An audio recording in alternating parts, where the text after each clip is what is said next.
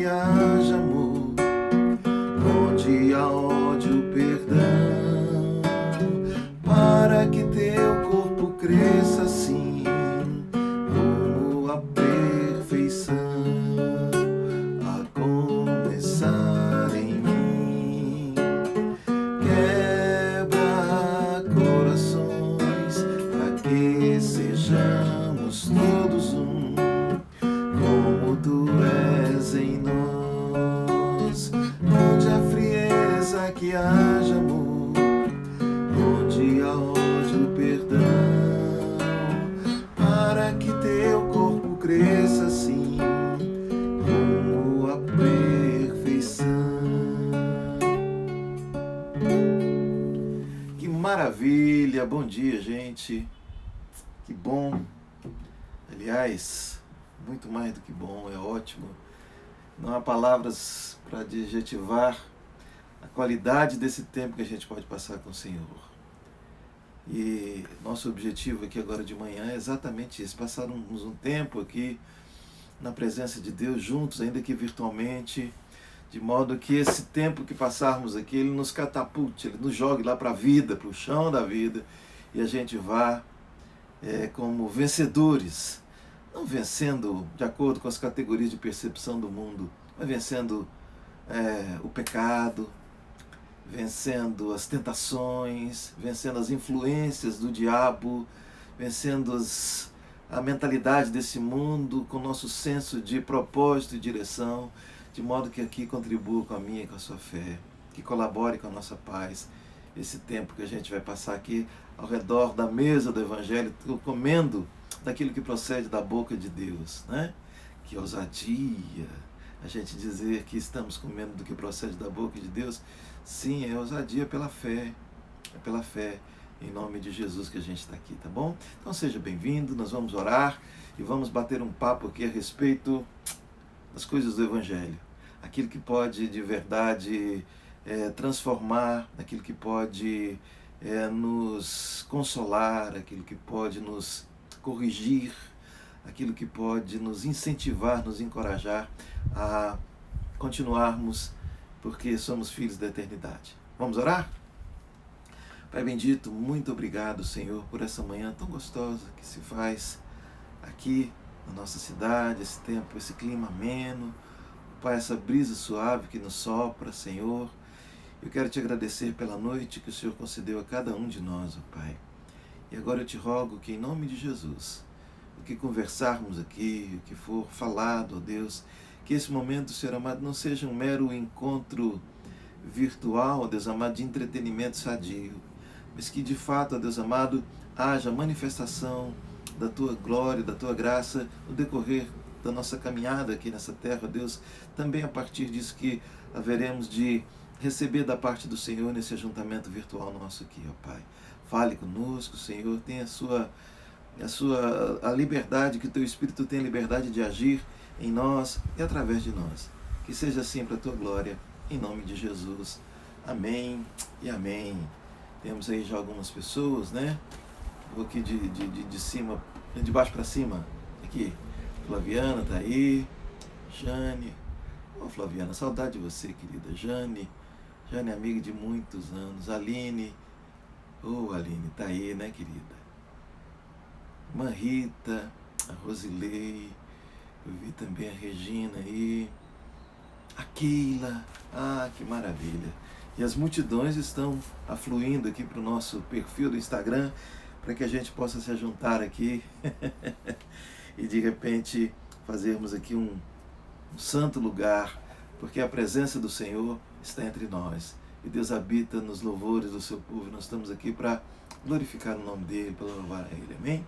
Eu queria conversar com você a respeito de uma parábola. Aliás, o que decorre dessa parábola. Como nós temos dito aqui, nós não temos aqui nem tempo e nem a intenção de fazer nenhum estudo exegético mais aprofundado. Não que isso não seja importante, não que não caiba na nossa vida, aliás, tem o seu lugar, mas por causa do nosso tempo e da natureza do nosso ajuntamento aqui, a gente bate um papo, usa algum texto aqui como início de uma conversa, e esse desdobramento aqui vai sendo de acordo com aquilo que o Espírito nos concede. E normalmente eu não tenho nenhum tipo de preparo específico para esse encontro nosso aqui. Aquilo que está fluindo na minha meditação anterior ao nosso ajuntamento aqui, aquilo que o Espírito nos concede. Essa madrugada eu levantei, eu sempre tenho o hábito de acordar muito cedo. Eu estava pensando nessa parábola de Jesus aqui. Olha o que ele diz em Lucas capítulo 18, a partir do versículo 1. Ele diz assim, olha, disse-lhe Jesus uma parábola sobre o dever de orar sempre e nunca esmorecer. Havia em certa cidade um juiz que não temia a Deus, nem respeitava homem algum. Havia também, naquela mesma cidade, uma viúva que vinha ter com ele dizendo, julga minha causa contra o meu adversário. Ele, por algum tempo, não a quis atender, mas depois disse consigo, bem que eu não temo a Deus, nem respeito a homem algum. Todavia, como esta viúva me importuna, julgarei a sua causa para não suceder que, por fim, venha molestar-me. Então disse o Senhor, considerai o que diz este juiz iníquo. Não fará Deus justiça aos seus escolhidos, que a ele clamam dia e noite, embora pareça demorado em defendê-los? Digo-vos que, depressa, lhes fará justiça. Contudo, quando vier o Filho do Homem, achará porventura fé na terra. Mais ou menos 40 parábolas que Jesus proferiu durante, você vai ver nos evangelhos, sobretudo, né?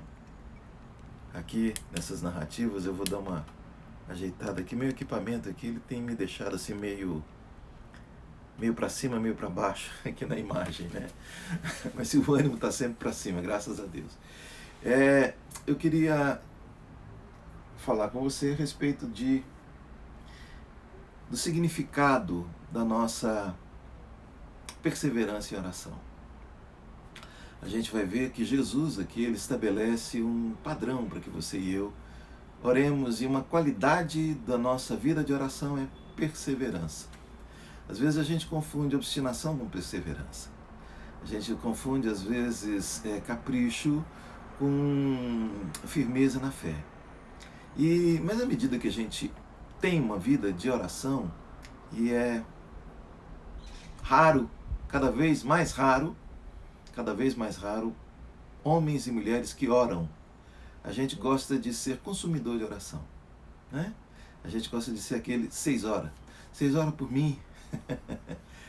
A gente gosta de receber oração, mas às vezes a gente por negligência, por preguiça, por anestesiamento espiritual, ou às vezes até por imaginar que a nossa oração ela não tem tanto valor quanto a oração de um outro, de uma outra pessoa, de uma liderança, etc.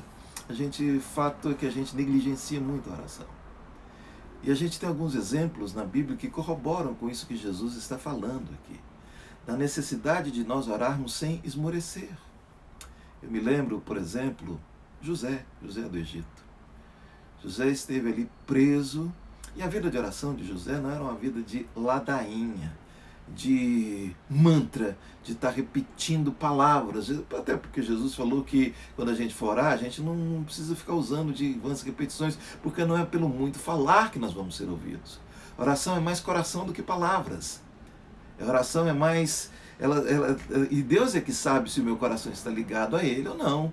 Deus é que sabe se eu estou buscando a Ele ou se eu estou buscando a minha vontade nele. E eu me lembro de José. José foi levado como escravo, ali ele padeceu sendo filho de Jacó, o filho amado de Jacó, e parecia que começou a dar bem a vida de José. De repente ele é lançado na prisão, e ali ele permanece muito tempo preso, mas sempre fiel ao Senhor, numa vida a gente pode dizer, uma vida de oração.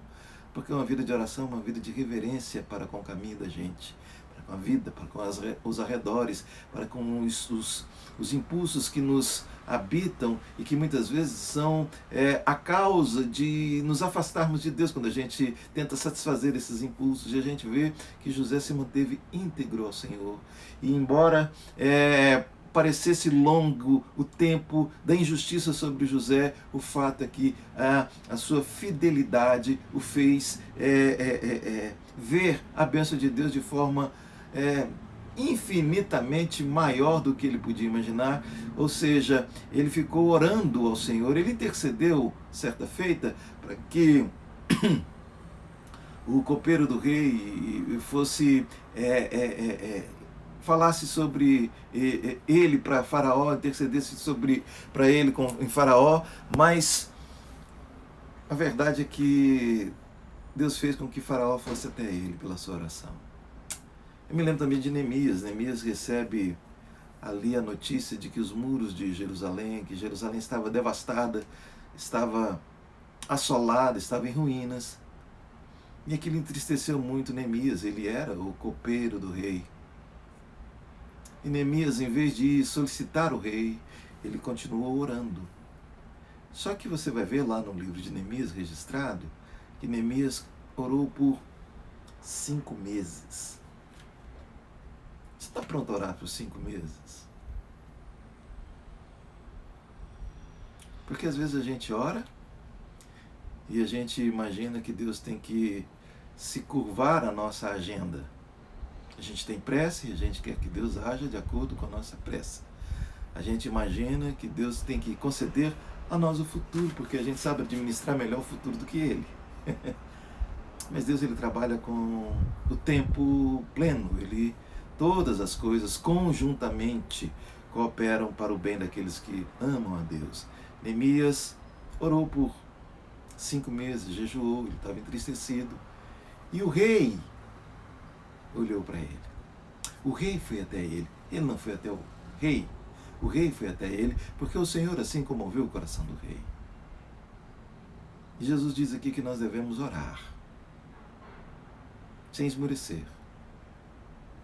Ainda que pareça tardia a ação de Deus, ainda que Deus pareça atrasado, ainda que Deus pareça demorar, é o que Jesus está dizendo aqui. Ele está ensinando o caminho estreito.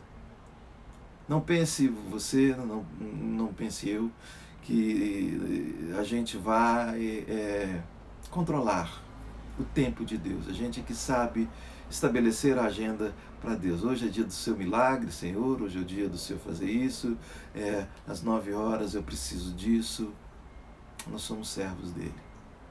E quando nós nos quedamos à vontade dele, que é boa, agradável, perfeita, ele haverá de fazer em nós aquilo que é infinitamente mais do que tudo que pensamos ou pedimos, segundo o seu poder que opera em nós. Neemias, no caso de Neemias, o rei, além de ir até ele, de ver a sua necessidade, o rei deu a ele um salvo-conduto, o rei deu a ele a condição dele ir lá fazer a obra que Deus tinha vocacionado a ele. Foi o rei que foi até ele. A gente vê, por exemplo, Paulo e Barnabé orando por um ano orando, até que o Senhor os envia para Antioquia. A gente vê quando Jesus fala para os discípulos, quando da sua assunção aos céus, ele diz: olha, fiquem em Jerusalém, até que do alto vocês sejam revestidos do poder. A gente acha que oração é coisa de quem não tem atitude na vida. Acha que é irresponsabilidade, porque a gente tem... Eu já vi até aquela coisa assim de hora e ação, né? É claro que tudo tem a sua hora e tudo tem o seu momento. Há tempo para todo propósito debaixo do céu. Mas para orar, em todo tempo, a gente deve orar sem cessar. Jesus disse que quando você estiver orando, ele usa o exemplo dessa viúva. E viúva naquela época não tinha os mesmos privilégios sociais de hoje em dia. Não tinha pensão alimentícia, não tinha amparo previdenciário. Ela era abandonada e ela precisava que alguém intercedesse por ela. E ela mesma importunava o juiz. Isso é uma história, isso é uma narrativa criada por Jesus para ilustrar a nossa espiritualidade. Pois se aquele juiz que não temia a Deus, ele foi capaz de atender aquela mulher, Jesus disse, quanto mais o Pai aos seus filhos. Eu ouvi algo nessa madrugada que eu fiquei assim meio... Às vezes me entristece algumas coisas que nós, distorcendo a palavra, porque a gente às vezes quer, a gente não quer verdade, a gente quer saciar o desejo do nosso coração e ele é mentiroso, ele é enganoso, a Bíblia diz. Eu ouvi alguém dizendo que Deus quer realizar todos os nossos sonhos. Mentira! Deus não quer realizar todos os meus sonhos. Não. Até porque não é todo sonho que eu tenho que foi Deus que colocou no meu coração. Como alguns pensam, tudo que brota de mim foi Deus que plantou. Não, meu coração é mau, ele é corrupto, ele é desesperadamente corrupto e enganoso. Mas quando a gente está na oração, aquilo que é engano, a gente tem um discernimento para tirar. Aquilo que é só capricho, a gente sabe discernir, jogar para lá. Mas aquilo que é essencial, a gente continua perseverando. E o próprio Espírito de Deus haverá de nos dar essa fé, essa rigidez de perseverança para que a gente não se quede e a gente não desista e não retroceda. Mas isso é vida de oração. E oração não é só pedir. Oração é ouvir Deus. Oração é ouvir a si mesmo em Deus. Discernir se aquilo que brota dos nossos lábios vem do coração e se o nosso coração está convertido às afeições, aos desejos, às pulsões, os sonhos.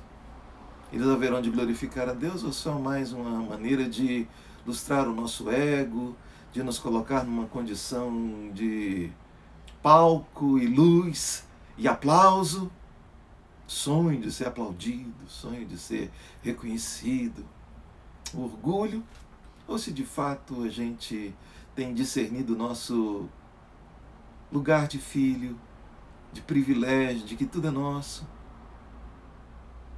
Orar sem esmorecer. Eu queria convidar você nessa manhã a refletir sobre isso. E aí Jesus termina essa parábola dizendo que o Senhor também fará justiça aos seus filhos.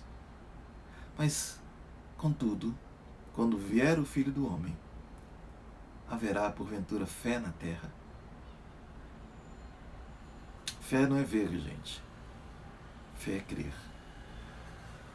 Quem crê, persevera, continua crendo, ainda que não veja. Esse tipo de fé está cada vez mais raro na Terra. Isso é palavra de Jesus.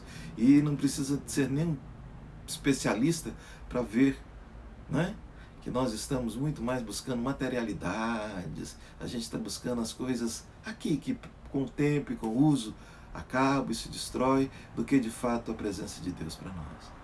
Contudo, Jesus nos ensina a perseverar. Ore. Não deixe de orar, não. Mas não está acontecendo.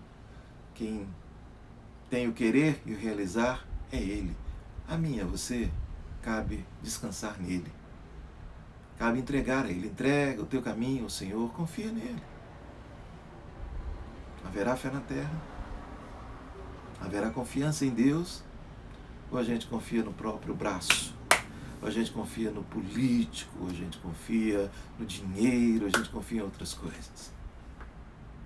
Ore ao Senhor, não esmoreça, mas não faça da sua oração uma fixação num tema, no seu pedido. Ore, porque enquanto aquilo que você espera não acontece, enquanto isso Deus está trabalhando em tantas áreas, na minha e na sua vida.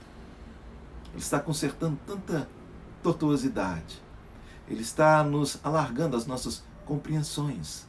Ele está nos dando fortalecimentos que a gente só adquire aos pés dele, em oração, em quebrantamento, não oração que se mostra no palco, na esquina, na internet, na pose, mas oração daquela que Jesus disse: entra para o teu quarto, em secreto, e teu Pai que te vê em secreto te recompensará. Ouça a Deus e ouça a si mesmo diante dele, discirna Discirna-se a si mesmo diante dele, discirna a circunstância diante dele. E ele haverá de revelar a você. Clama-me e responder-te-ei e anunciar-te-ei coisas grandes e ocultas que não sabes. O Senhor sempre está chamando o seu povo para a oração, sem esmorecer. E ainda que você não consiga alcançar aquilo que você pediu em oração, agradeça a Deus porque Ele sabe exatamente o que é bom para mim e o que é bom para você. Ele vê o futuro. O futuro pertence a Ele, não a mim e a você. Como diz aqui em Goiás, né? Como diz aqui, sobretudo na roça, né? Larga a mão de ser besta. Menino, larga a mão de ser besta. O futuro não pertence a mim nem a você, mas ao Senhor. Portanto, descanse nele. E se Ele está lá no futuro, por que eu vou ter medo? Ele já está lá me esperando. Nada vai me faltar. Você confiar. Porventura, quando o Filho do Homem vier, haverá fé na terra, que você e eu sejamos essa resistência. Que a gente não esteja caminhando com a multidão dos incrédulos, mas que a gente permaneça na fé, que crê no Senhor, que descansa nele, sabendo que a vontade dele que é boa, agradável e perfeita. E que ainda que ele não realize meus sonhos de consumo, essas coisas, ele tem infinitamente melhor para mim. Infinitamente melhor. Que eu converta as minhas vontades a ele e não ele as minhas vontades. Amém? Vamos orar? Entregando hoje o nosso dia na presença do Senhor, com discernimento espiritual, com sabedoria, com ousadia para dizer não às provocações que o mundo nos chama para o pecado, para desistir de Deus, para odiar, para invejar, para adulterar, para roubar, enfim, que a gente não caia nessas ciladas do maligno e que a gente continue no caminho da fé. Porventura, quando o Filho do Homem voltar, haverá fé na terra? Vamos orar? Pai bendito, muito obrigado por essa manhã tão gostosa. Mais uma vez eu te agradeço. Muito obrigado por esse momento aqui tão especial diante do Senhor, ó Pai, na presença do Senhor, juntamente com os meus irmãos que aqui comigo se associam. Pai, em nome de Jesus, que teu Espírito venha colocar a semente dessa conversa nossa aqui, que é a palavra do Senhor, ó Pai. Essa semente possa achar boa terra em cada coração aqui, ó Deus, dos seus filhos que ouvem, ó Pai, que têm ouvidos para ouvir. E que ela, Deus amado, venha germinar, venha crescer e venha dar os devidos frutos com as suas consequências, com as suas implicações, ó Deus amado, no nosso caminho, no nosso jeito de viver, no nosso jeito de querer, de pensar, de agir, de reagir e de interagir com a existência, Pai. Ó Pai amado, cura os enfermos que aqui hoje, ó Deus, colocam as suas enfermidades diante do Senhor. Ó Pai amado, traga a provisão para aqueles que se encontram em tempos de escassez, ó Pai. É o meu pedido, Senhor. Restaura, Senhor amado, o caminho de caos e de assolação, de ruína do meu irmão e da minha irmã, Pai. Traga consolo, traga paz, ó Pai. O Senhor pode todas as coisas.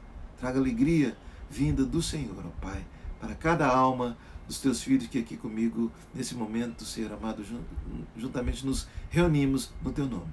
Que seja assim para a tua glória, em nome de Jesus. Amém e amém. Maravilha, gente. Muito obrigado pela sua companhia aqui. Hoje, ainda quinta-feira, né? Quinta-feira hoje. E se o Senhor permitir, amanhã a gente ainda está de volta aqui nessa semana. Tá bom? E agora que o Senhor te abençoe e te guarde, o Senhor faça resplandecer o rosto sobre ti e tenha misericórdia de ti. O Senhor sobre ti levante o rosto e te dê a paz. Um abração e até amanhã, se Ele permitir.